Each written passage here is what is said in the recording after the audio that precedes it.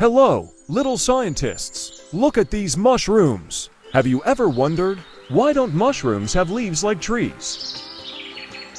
What are leaves for? Leaves help trees soak up sunlight. That's how trees make their own food through something called photosynthesis. Mushrooms don't need sunlight. But mushrooms are different. They don't need sunlight to grow. Mushrooms eat organic matter. Mushrooms eat dead leaves, old logs, and stuff in the soil. They help clean up the forest. No leaves, nitrogen monoxide problem. Since they don't need sunlight, mushrooms don't need leaves.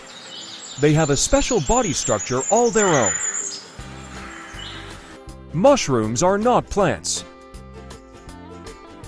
Guess what? Mushrooms are not plants. They belong to a separate group called fungi. Knowledge recap. Let's remember. Leaves help plants make food from sunlight.